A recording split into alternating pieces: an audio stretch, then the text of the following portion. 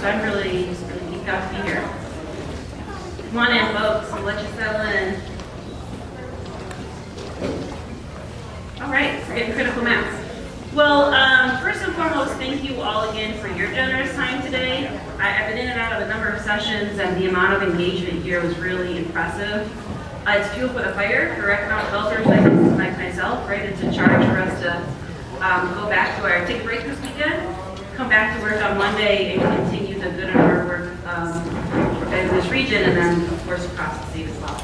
So, just my sincere gratitude. Really, this has been a wonderful, wonderful day.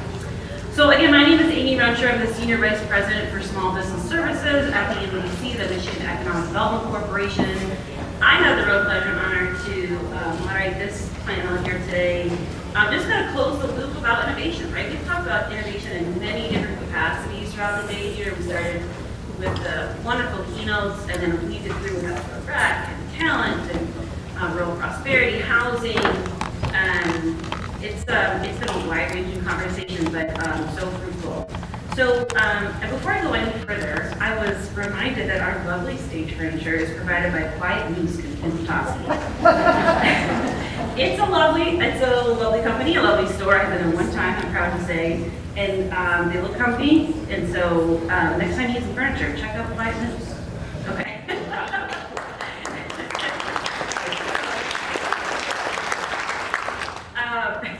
All right, so without further ado, I do want to welcome our panel. I'll ask our panel members to introduce themselves. They come from really diverse backgrounds and exciting mix and representation of the work that we talked about here today. I'd like to start with Dr. Brittany Affolter-Caine, the Director of the University Research Corp. Go ahead. Hi everyone, you made it to the end. Thank you for sticking around. I am delighted to be here. I should also mention I am a member of the Michigan Strategic Fund Board, so seeing some of the awards from this lunch was really impressive because we know that the kinds of projects that you're doing here and elsewhere really have a huge impact on communities and our economic prosperity, so kudos to all of you. At the URC, we are an alliance of Michigan's 3 largest research-intensive universities, Michigan State University, the University of Michigan, and Wayne State. We pride ourselves on being public serving, and we also pride ourselves on being one of the nation's top university innovation clusters. So, that's great. And so you're probably wondering, well, we don't have one of our campuses anywhere near here, per se. If I had a slide, I'd show you all of the partnerships and physical spaces where our institutions are located, and we are throughout the state. What I'm happy to report is we know, because we keep track of these things, that our institutions have impact in every single county, which we're really proud of because we are public serving, and we draw students from every county. We have alumni living in every county. How many of you are an alum of one of our URC institutions? Yeah, all right. So I will say, go green, go blue, go white, go blue, go green and yellow.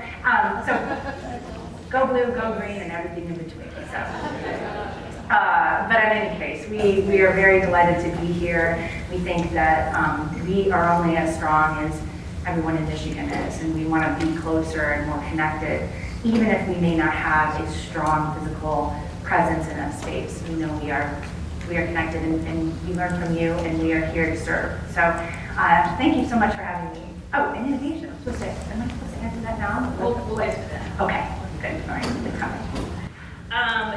And to finish with our intros here, Andrew Whiteley. And really the reason why I had them introduce themselves because I looked at this company and I was like, oh boy, I Googled them online. So Andrew's a program manager for the Michigan Scientific Corporation and general manager of CDX Instruments. All I remembered was transducer, so I'm going to let him continue on. Yeah, no worries. I'm an engineer by background. My name is Andrew. Thanks to everyone for being here today. Thanks to NLEA for invitation to be on the panel. Our company is founded in engineering testing equipment. We support research and development at hundreds of companies across the country and in the world.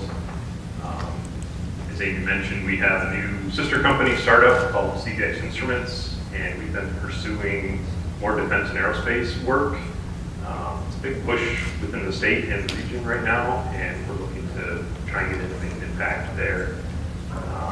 So that's basically our background. We employ about 60 some people in Charlevoix. So we've grown a lot over the years. The company was founded in 1960. So we've been around for a long time. We're an engineering focused company with an entrepreneurial mindset. So our engineers are really encouraged to think creatively, which I think helps drive this topic of today, which is innovation. And that's really our background. We're looking for problems to solve and ways that we can help our clients move forward. Cheri, you're up.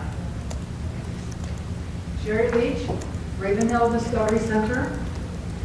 They're out front. If you need to get one, we invite you to come and visit us because we're very hard to explain. We are an educational place. Our mission is to connect science, history, and art, but with informal educational opportunities and to encourage lifelong learning. So that feeds right into the creative thinking, critical thinking, problem solving, STEM and STEAM, and all those kinds of things. We've been there for 34 years. If you like tree houses, you should come.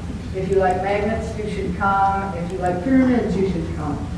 There's just lots and lots of stuff to spark anyone's interest and get them to thinking about things. Go ahead. Thanks. Okay. Hi, folks. Brad Garmon. I run something called the Michigan Outdoor Recreation Industry Office, and I was now at Michigan Economic Development Corporation. I almost feel like this is a second home. How many of you were at this event 2 years ago when I spoke at lunch? Great. So like almost half. So you know something. I followed John Austin, who's a former colleague of the doctor down here, and I really enjoyed it. I almost feel like I'm coming home in some ways because, full circle, we also hosted an outdoor industry pitch contest that day, starting to talk about innovation. We partnered with some colleagues, Katie Till's in the back of the room. The winner of that pitch contest, Tommy McDonald from up in this area, 10 Times Ranch. Tommy's big event is this weekend if you're up in the Traverse City area.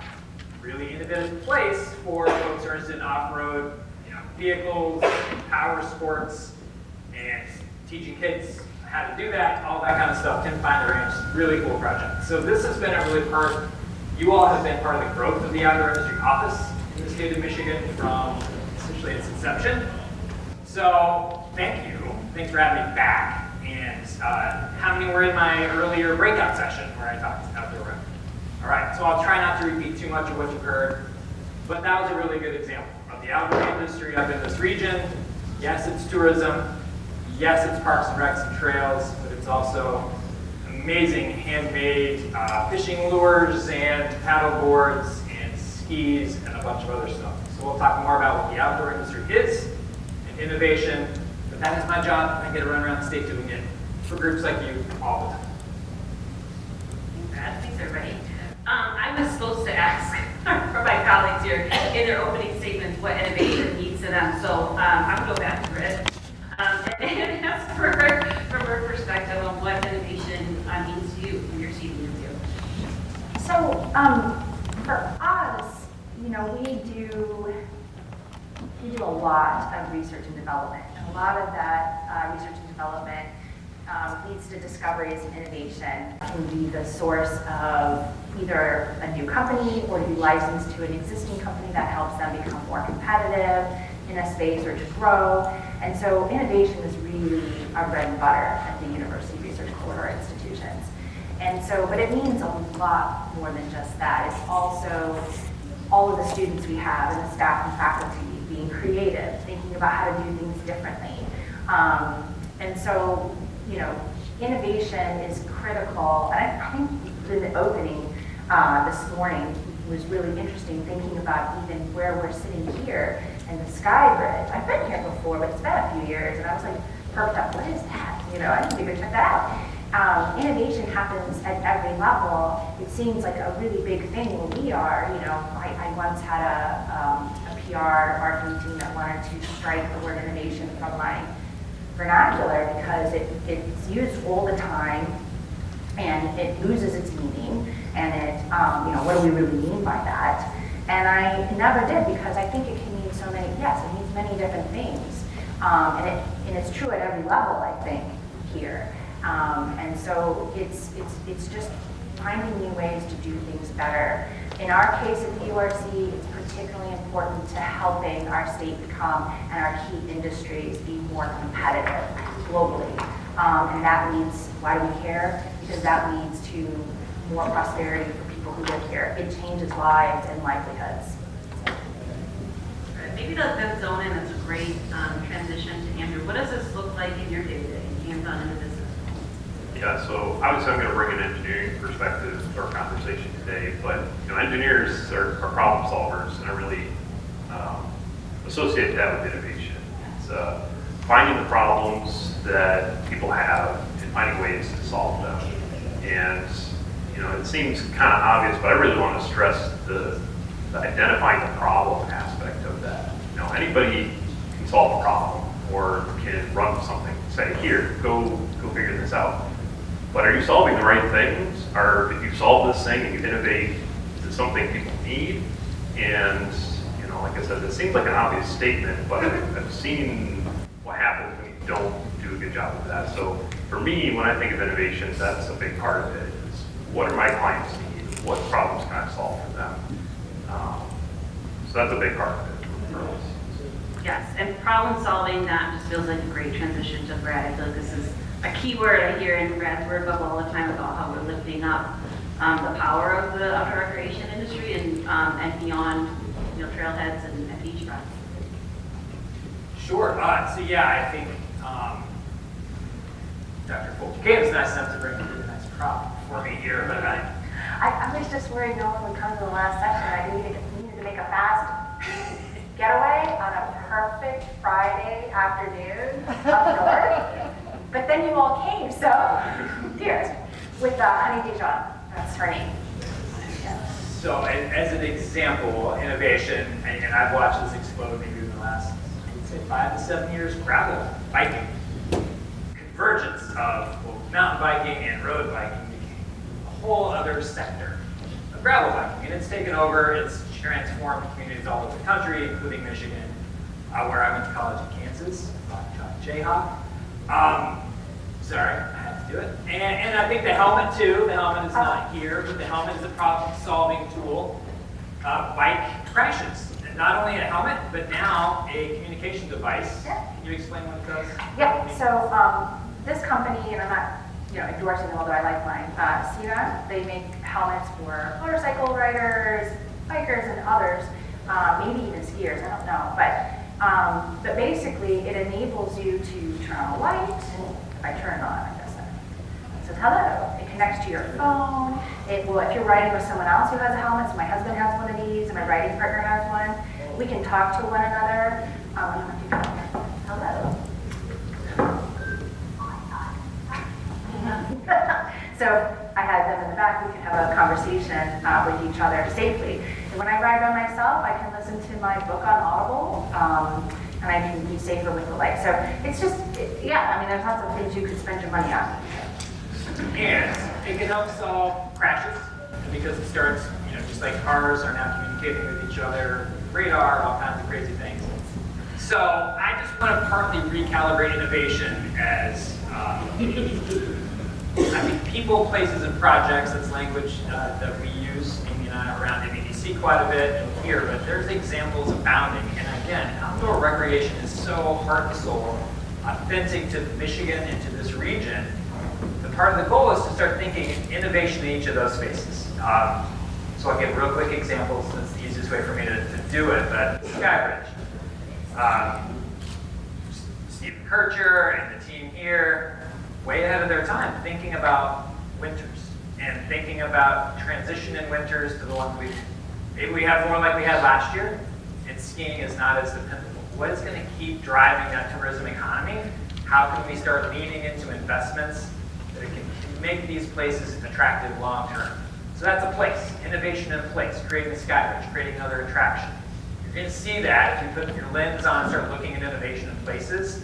That's happening everywhere. We're going to start working on more opportunities to brainstorm together in communities, like what are we going to do with these winners? How are we going to diversify, become more resilient? Problem solving in place, problem solving in engineering, to Andrew's point, in products, projects, everything from electrification of marine, a big focus in the Traverse City region.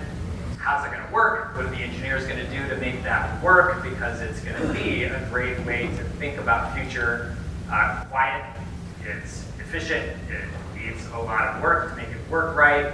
So that's a problem-solving thing. And then the last one, honestly, people, you all are it. I love the sessions this morning too, because of the innovation in retail.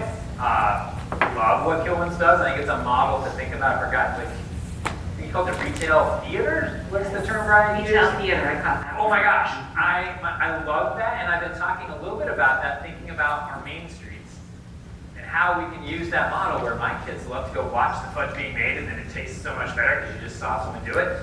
Can we do that with,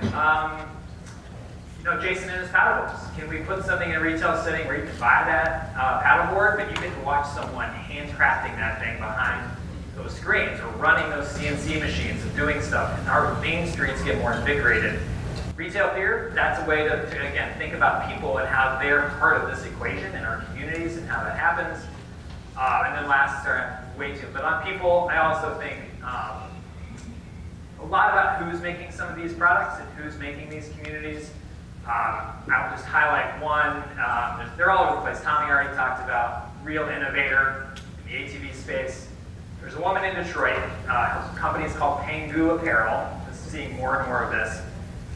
She came, immigrant to Detroit, immigrant to America, second generation, found the climbing community. She's gone and climbed at Ice Fest, but she looked at the apparel and realized women did not design climbing pants. Men clearly design climbing pants, and they don't fit and they don't work. And she created her own company, Pangu Apparel, with that in mind. As a woman, what do I want my climbing pants to do? And she just did a Kickstarter campaign with her startup company. She had a goal of raising $8,000. She raised $150,000 in 24 hours. And I think that is the innovation side. She brought a lot of things together about how we rethink outdoor recreation, we rethink who's outdoor recreation for, who's in charge of designing, innovating. And I think those kind of things are where innovation really brings it home to me, and it creates economic opportunity all over the state. I want to bring Cheri back into the equation here because I'm thinking about our youngest innovators and older folks. So I went to the Raveen Hill. I've not been. I'm going to own it. But I keep hearing that it's been a mistake for me not to have gone. So it's on my list certainly. But I love to hear about the role of Raveen Hill in fostering innovation, right, in young folks and older folks alike. And I want to make sure, Cheri, that you talk about the visit from the Smithsonian, because that's huge, and I don't know that everyone here knows about that. The visit from the Smithsonian last year. That isn't what I want to talk about, but I will. Okay. I do want to say a lot of the things that have been talked about here, that basic educational background is really important. When you get to be an engineer or anything else, you need that basic background, and that's not just what happens in schools, it's what happens in families, and it's what happens informally in scouts or 4-H or museums of all kinds. But we are a very hands-on place, and so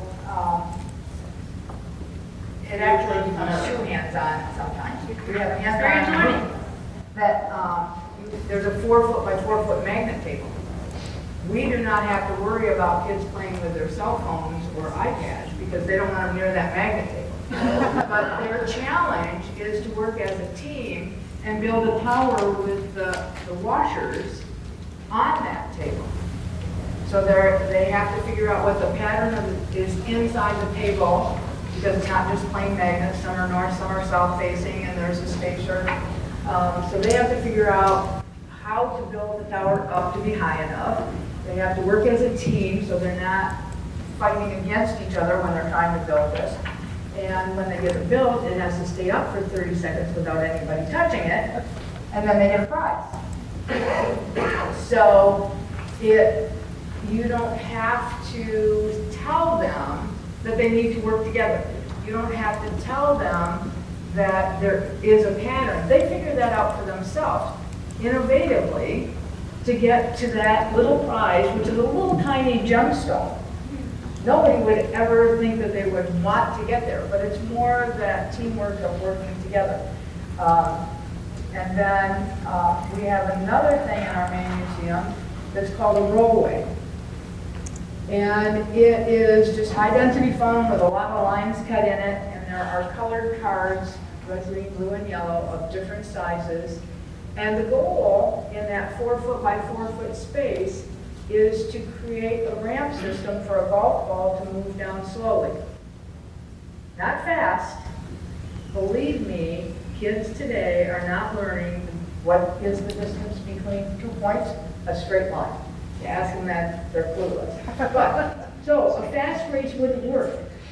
But a slow race from top to bottom without stopping is a real challenge. Now the record for that is held by a 9, 11, and 13-year-old working together at 36.54 seconds. And that ramp had no up ramps. The ball was going too slow to go up ramps. Right? So when the kids are there, like we had 4th graders from Kingsley today, their challenge is to get it to go slower than 15 seconds, and they get a prize. But again, there's teamwork involved, there's innovation. I don't do it, but I watch these kids, and they do all sorts of crazy things to slow that ball down, but not enough that it stops. I love that. I need a magnet tower for my son and his iPad is what I think.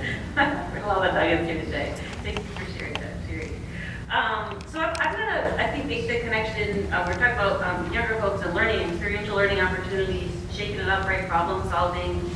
Britt, I'm gonna transition to you here to help us to kind of thread the conversation here, innovation and talent in the university ecosystem. What does that, what can we learn from you here?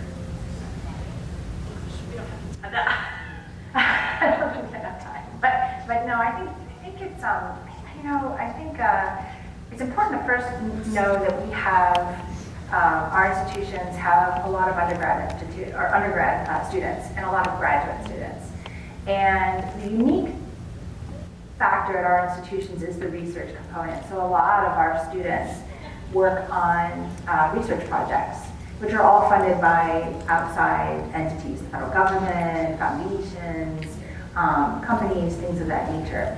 And just a fun fact I'll share with you, we just learned this, in our institutions, the majority of people who work on these research projects funded by outside entities are students, and a full third of them stay after they graduate to work in scientific work here in the state, which is pretty exciting. But there's an opportunity for that. And in addition to that, we have opportunities for entrepreneurship and innovation that have really started to come online and grow at our institutions. I think institutions all across higher ed in just the last 15, 20 years. We did a study 11 years ago, forgive me, 11 years ago, on entrepreneurship. We asked our alumni how many of them had started a company, and we found of those who responded, we had like 40,000 respondents. At least 1 in 5 of our alumni had started a company. In many cases, had started more than one. What was interesting about that data was we found that the different cohorts, we had people, I think the oldest person in the study was, I think they graduated in like 1938 or something. And the youngest folks had just graduated the year before. And what we were finding is students who graduated within the previous 5 years were starting their first company at a significantly younger age than all previous cohorts. And while we don't know exactly what the cause of that is, the correlation is that there are more opportunities for our students at both undergraduate and graduate levels to learn how to be entrepreneurs, learn how to innovate. And it isn't always even just starting a company. A lot of times it's being employee number 1 of a startup, taking that leap. And so I'm really excited about that. There are ways to be innovative and entrepreneurial that are not just starting a company. So I think I answered your question. Oh, yeah, there's a lot there. Sorry. No, that was great. Don't ask an academic and a researcher that. I'll give you way more than you want. No, and maybe we can dig a bit further, because Cheri was talking about your experiential learning and just stuck with me. Maybe talk about like the MSU extension services and just trying to put all my thoughts together here, but it's a, Yeah. you're going to take that as me. Yeah, I mean, I think what's important to know is people don't know what they don't know. And so you go and you interact, you either become a student or you interact with our extension services, which really take education out into the communities and match, try to really, and I know there are extension folks here, right? I don't know if you're still here, raise your hand, extension? So I hope I don't botch your message, but my impression and my pride in MSU Extension is that all across the state, that's how the URC has the reach it has, thankfully, to this land grant piece. But every one of them is tailored to the community, and they evolve over time. And you've been doing this more than 100 years, right? Not you personally, but and they've evolved, and it is meeting the needs of the community. So if you were in Detroit, for instance, a lot of the extension in Detroit is helping students in the community learn how to code, like K-12 students. And it's a really good connection. That experiential learning is really critical for learners at all ages. I'm going to be 50 this summer, and I feel like there's so much I don't know, and I learn it a whole lot faster when I do it. So, yeah. I'm looking at Andrew because we're talking about like the transducers. I can't get it with where I hand out.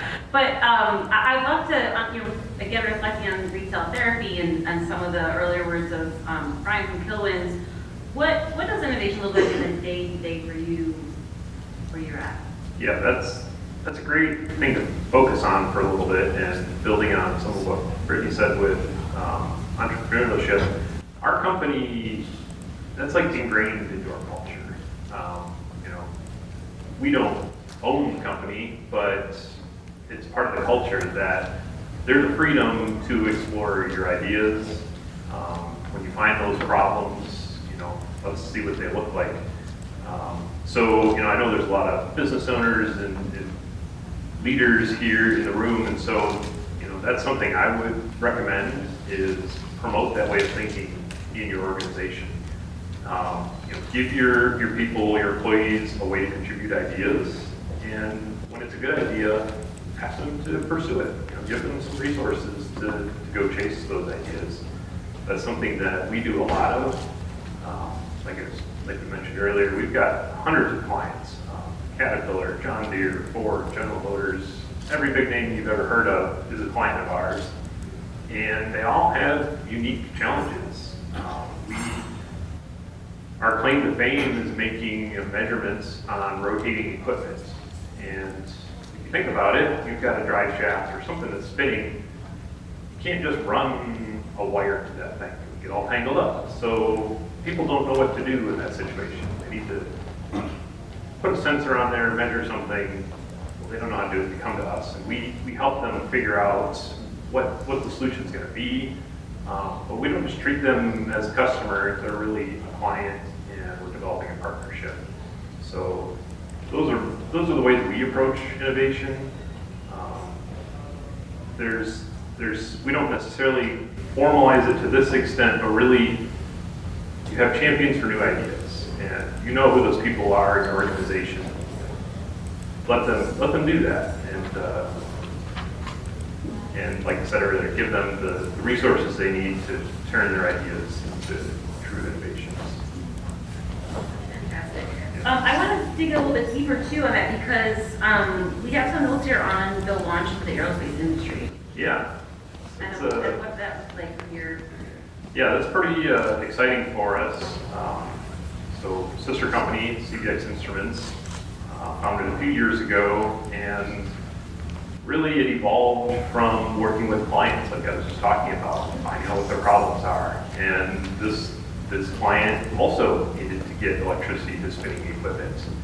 And I can't tell you who the name of the company is on stage here, but they're involved with electric taxi. And what they're doing is they're electrifying commercial aircraft so that they can move around on the tarmacs at the airport under electric power. No more pushback tugs, and no more using the main engines to throttle, because aircraft engines are designed to work in the sky. That's where they're optimal. When they're on the ground, they're dirty, they're loud, they're dangerous. So they're seeking to electrify that. And we really saw them as being innovative in what they were doing. Their idea is innovative, and we wanted to be a part of that. So we didn't just fix our problem, move on. We basically partnered with them, and it's turned into this separate company. Aerospace, it's no joke. If you're thinking about a startup, there's a lot of things you have to do, but it's doable, and there's a lot of great resources in the state to help you with that. So it's an exciting time for us, and that's kind of what's going on with us. The mystery around it. Yeah, Google electric taxi and you'll see what's going on. Right here, that is incredible. That is really exciting. We are going to transition to Q&A in just a couple minutes, but I wanted to kind of open the floor back up here and talk about opportunity. And so, we have still a room full of folks here today. Thanks again for sticking with us. This is awesome. And want to, begin to drive it home as before we open up the Q&A here. So what are opportunities or an opportunity that you see and are excited for innovation for here in the region? And anybody can take it as well. I'm just going to jump off what Andrew's talking about too, because I think one of the things I'm excited about, and you hear me talking about outdoor, but sectors as opportunities, whether it's aerospace, defense, outdoor rec. I think really what I think about in opportunities is really tying together our capabilities with our authentic communities, like what we do. And I talked about in our session, but Andrew's a really good example. In our university research, you take a sector, and the thing that I think is really exciting is that we have the ability to make things and create not whole new sectors. And I think that's what I see the opportunity as. And for me, it's outdoors, because I think that is very easy to connect to our communities, especially if we're talking about water and some of the connections there. But you could do it in any sector. And I think the examples are all over the place in Michigan, going way back. So we think about our opportunity in the world. We are a state with great, abundant natural resources, beautiful places, and a legacy and a history of innovation and making. Two examples I'll give you. So, snowboarding was actually invented in Michigan, Muskegon, in the 60s, snurfing back then, but that was just an amalgamation of people's desire to be out enjoying Michigan's outdoor recreation. And now, of course, Burton moved west and it was a whole thing, but that was a whole new, not only a new product, which is great, and that's wonderful innovation, but whole new sectors, whole new experiences, whole new ways of being outdoors. And I think another good example is the pop-up tent, which is now ubiquitous, or the lightweight poles and things like that. That came out of Cranbrook, downstate. In the 60s, 70s, that was an invention. It was called pop tent then. It became Moss tents. And now it's everywhere. That is what the foundation of lightweight camping sort of is. So the notion of folks like Andrew, those fourth graders that are learning these skills, and our undergraduates, bringing those skills. We have more design engineers in the other state. Let's do what we do well, and then apply our capabilities and our knowledge and our expertise to change the world and make stuff that's better, cleaner, more fun, lasts longer, all those great things. We're a state that very few can compete with the capabilities that we've got. That's the opportunity innovation. And if I can build on what you said a little bit there, Brad, our area, our region really does stand out, especially the state of Michigan. But everyone knows the Midwest makes cars, but I think what people are finding is that we have a lot more to offer than that. I know speaking about earlier, they're an East Coast company. They just assumed all their major partners were going to be on East or the West Coast. And what did they find? They have 10 major partners, and 9 of them are in the Midwest, and 6 of them are in Michigan. That's insane, right? So, we have a lot of value, so I'm excited for the changes coming to our regions, seeing the state and our communities and our region to embrace these new exciting areas, whether it's sustainable energy, electrification, aerospace and defense, all these areas, outdoor recreation. It's exciting to see. There's a lot of great talent. So I'm gonna inject a little dose of like maybe not all sunshine because there's work to be done. I mean, what you have here is incredible. I think about what our institutions, what kind of impact we're having here in terms of technology.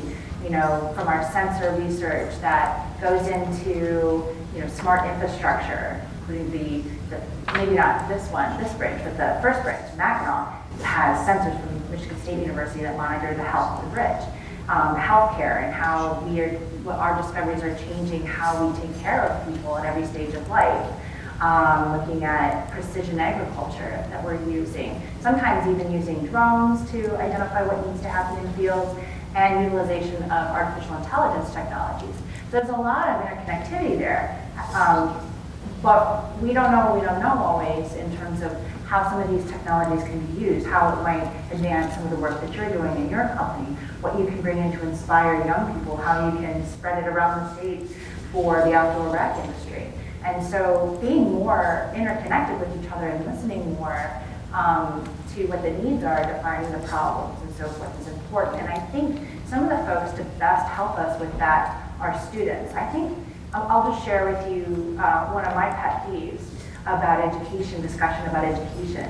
Oh gosh, everyone should go into engineering. Everyone should go into the fields that pay, the where we have demand for jobs right now. And so I think there's some truth to that. There's some importance. We need plumbers, we need people to get prepared to be plumbers and engineers and so on. But so many folks who go to college are going to end up doing a job that doesn't exist today. I mean, I have friends who are working in e-commerce. That did not even exist when I was in school. We barely had the internet. I used Pine for email. We didn't know that's what it was, but anyway. So I think it's important to, as a state and as a community, to identify the places where we need to have patience and faith that if we keep talking to one another, if we keep identifying what our values are together, we can get students prepared for careers that will change over time. There will be things they do that we have no idea today. We can't even fathom. We know we need to protect the things that make regions like this one priceless. And that's around some of the innovations we're doing in sustainability. So, our universities right now, We need quieter. I'll continue with that. Lawn equipment for starters. I can use my teacher voice, so. So the 4 key industries that are really important for our universities in looking at what's important to the state of Michigan are sustainability, artificial intelligence, life and health sciences, and advanced manufacturing.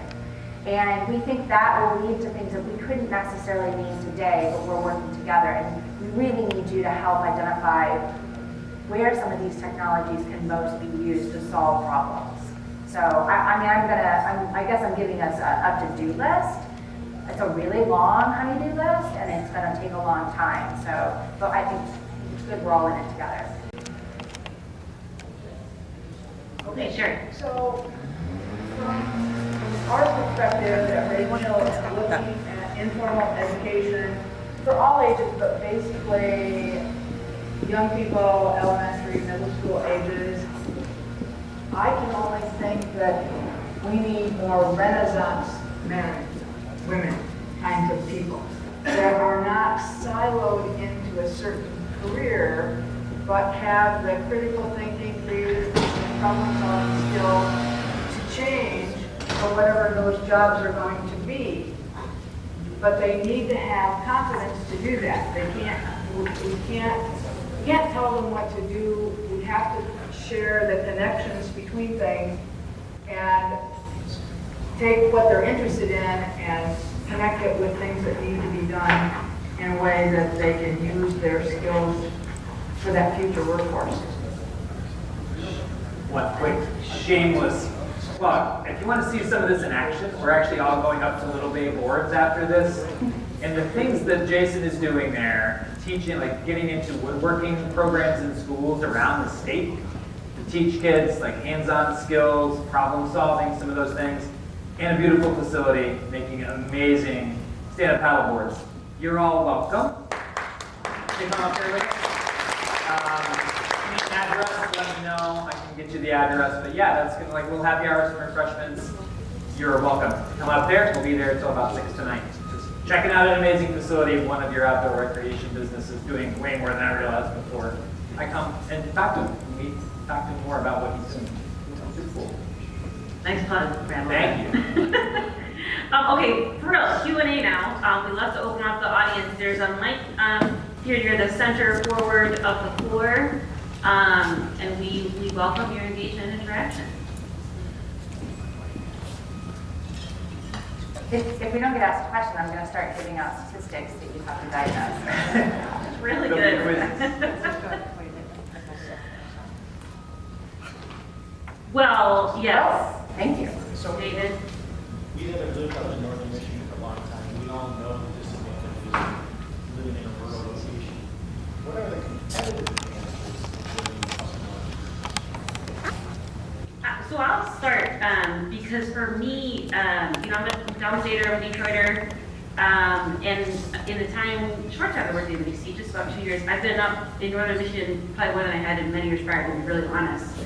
And the spirit of talking about and fostering a culture of innovation, the spirit of collaboration, the spirit and the act of collaboration here is something that way too many people spend way too much time on in Southeast Michigan, particularly, and I can clearly own that because I've been in that space a long time.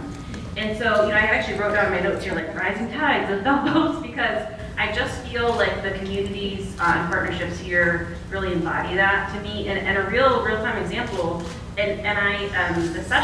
One session just prior to this was about the Small Business Support Hubs program.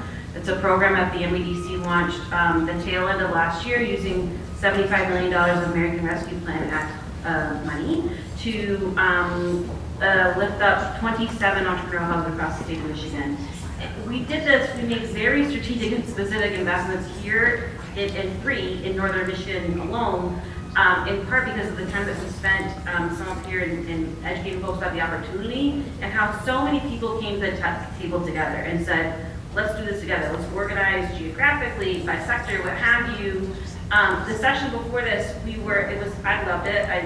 We were working through real time, right? We flew in the airplane, and we saw like real time feedback from folks here, small business owners included, and partners on the stage, just coming together and saying, we're working on that, we're integrating that, we want to be the source for you for resources here in northern Michigan. So if you're in the session, you know what I'm talking about. I love that we work through that real time. But it's just been my hyper recent experience here, specifically in the lead up to launching this program and some of the program development. It's just truly impressive to me and a little humbling, to be really honest. There's a lot of tremendous and a real density of resources in Southeast Michigan, no doubt. I'm going to try to remember a Steve Bachman, a peer of my phrase. There's a richness of resources and a lack of connectivity, right? That is, unfortunately, how it generally plays out in Southeast Michigan in the small business and entrepreneurial ecosystem space in particular. And so I just commend the partners here and the work that you're doing. You have done this work, independently or maybe in smaller groups for so long, but the way that I'm seeing you all come together here and the plans that you have to really lift each other up is incredible, and it's something that I get to tell my friends about when I go back home. By the way, this woman here, if you inspired her, that's impressive because she's an inspiration to all of us downstate. So you're an incredible collaborator. So I just want to plug it for you, Amy. I'd like to, yes,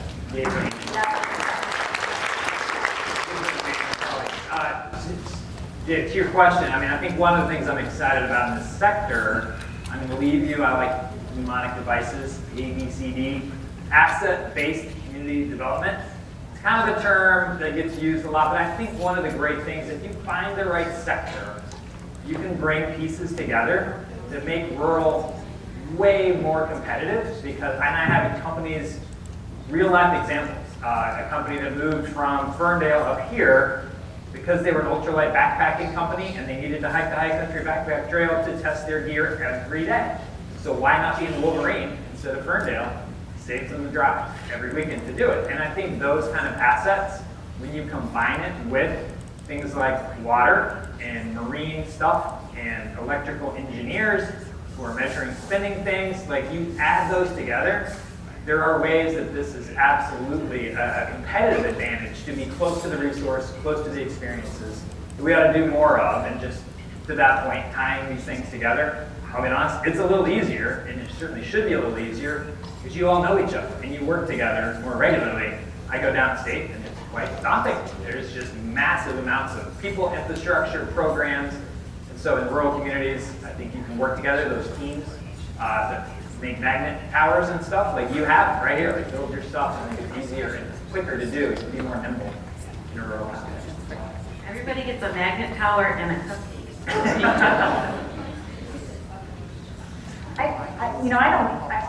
I know I want to live here. Talk to the president and see if that would work. But, I know I would love to find out from people who have chosen to be here. I know Sam Daly, is he here? Goes away to Minnesota to college and comes home, comes here and gets a job. He's killing it, doing it, right? I think you have that draw also for folks who maybe never lived here, would want to, and you have something. Maybe you don't want everybody moving here, but I know, for instance, in this area, we have about 20,000 of our alumni living here, and so you have some kind of secret to draw talent, and I think that's it's incredible. Let's go away to our vacation. No. Live where people come. Yes, I need to have your address so I can come visit. Well, we do have a couple more minutes, so would love to hear this. No silly questions here. I'd love to have the opportunity to leverage the expertise, present depth expertise on this with my peers here for the support of y'all. We have two now. Ooh, three. Right? All right. I need to keep saying cupcakes and all that. So, thank you for acknowledging all the assets of the region, especially the collaboration. I think there's a lot that we can be proud of. But one of the criticisms I've heard from an economic development standpoint is that we don't have a major research institution, university. How can we overcome the mindset that that's required and still leverage what the state has to offer, and be able to position us as still having really high caliber talent and capacity and ability for that purpose? So I'm gonna lead with the hopeful part that this is my job day in and day out, and I know Brad and Britt are both part of this too, certainly. But I wouldn't underscore the power of entrepreneurship here, right? There are incredibly, talented people that look at, problems here differently than they will in other parts of the country. And the power of entrepreneurship, right, is you get to be the driver's seat, right? Like you're driving the bus. The state continues to not only compile new resources like the support hubs, but evaluate standing resources in order to better serve entrepreneurs in urban and rural communities across the state. There is I was just in Northern Michigan Startup Week in Traverse City a couple weeks ago, and I did hear one of our business owners sort of say that they don't think venture capital is coming here or could come here. It's here. There's amazing work being done that I was privy to, certainly elsewhere, but in Traverse City in biotech and biotherapeutics, and it is leaders in the region with family offices, primarily some corporations stepping in to be the seed money, to be the first in. In so many words that I was told off camera at an event that hey, if you're not going to do it, by golly, we're going to do it, and they are. And so I wouldn't undercount the sustained opportunity here from the partnership and the diversity of partners new and longstanding business owners, corporations, public-private, we need all of that to stand together. And we are, as the name suggests here, but certainly from the state's purview, thinking really critically, working really hard to better support a culture of entrepreneurship to sustain us for many generations to come. So I think you mentioned Traverse City, and years and years ago, I was with the Brookings Institution, and it was on a project called, how to revitalize the Great Lakes region, right? So one of the things that, being the data rat I did was I mapped educational attainment with research universities across the region. And sure enough, there's a correlation between where there's a research university, the surrounding area has a higher level of educational attainment, which is really important for prosperity. It raises everybody's incomes, whether you have a degree or not. And the one anomaly in that was Traverse City does not have a major research university. And so I think some of the keys to why that is and how that might work elsewhere is somewhat in that piece. And I want to draw attention in particular to the Upper Peninsula. There's, you mentioned aerospace, right? And so in the, I don't really understand it exactly. I probably wasn't listening when I was told. But Upper Peninsula is this mecca for aerospace industry. And I know when we had folks from NASA visiting, said, yeah, Michigan is squarely in the space industry, and it's largely in the UP. And there's one company in particular I want to draw attention to called Orbian Technology. That wasn't necessarily when you were trying not to mention. No. But Orbian Technology, they have, they're in the UP. It is founded by a graduate of the University of Michigan named Brad King. And he has 20-some PhDs on staff, and they have developed technologies for every satellite that goes up in the US, right? It's enormous, and it's right in the UP. And so I think those kinds of connections, and I'm gonna put myself on the hook here, because with your question, since I have been in the executive director seat at the URC, I have recognized that we might be a little bit elite in our thinking. And so, there's so much I don't know. And I have worked really hard and lead my team and colleagues to do more listening than we talk. And so when we come to places like this, I'm wanting to hear what is going on, because that is going to provide the connection, the connective tissue, and the ideas for opportunities for how we can be better connected.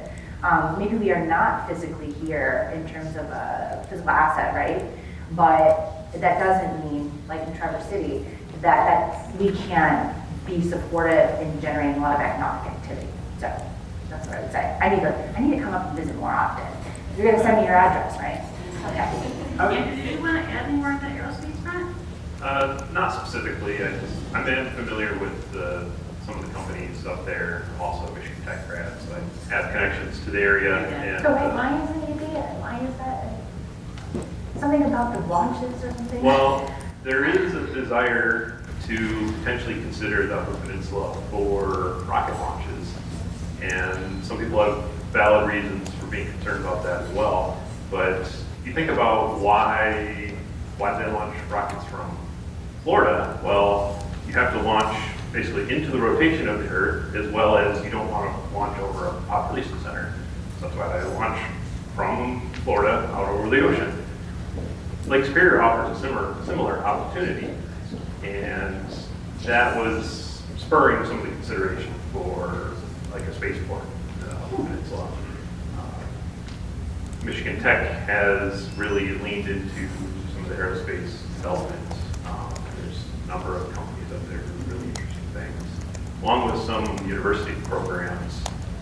Mechanical Engineering Department has a NASA Lunar Rover Challenge program that they're competing on this summer, and they're hoping to do well.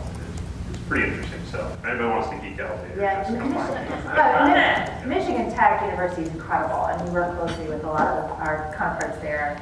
They are the fourth largest research institution in the state, and I hear rumor that in the Carnegie classification scheme that's going to change in the coming year, it could propel Michigan Tech into being an R1, like 3.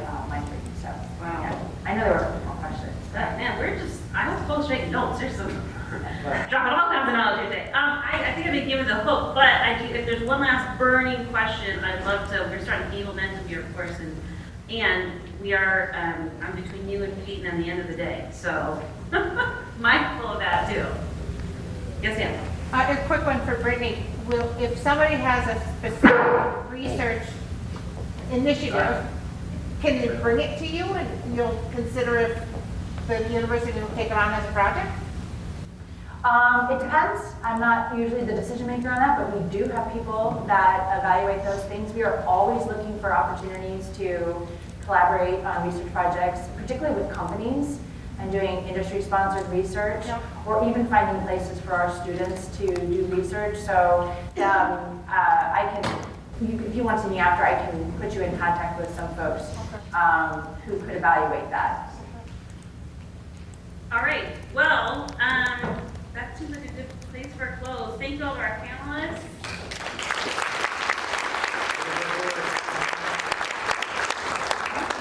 And we will do a quick transition here to Peyton.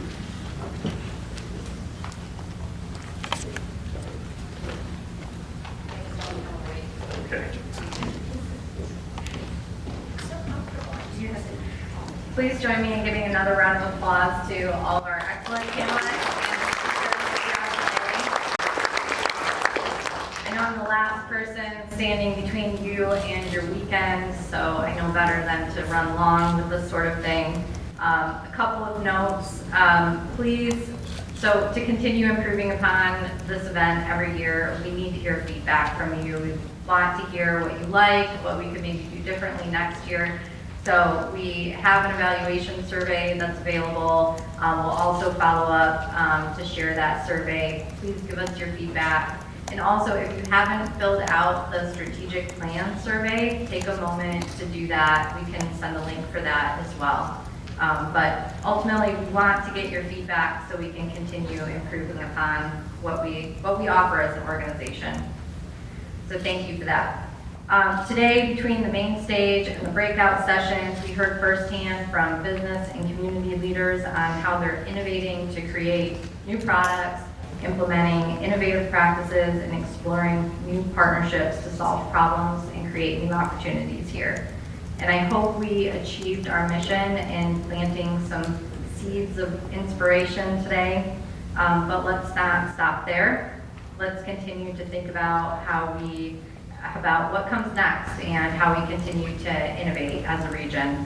So thank you to all of our sponsors. Again, we appreciate your support of this event, and thank you to all of you for coming out and spending the day with us. Thank you.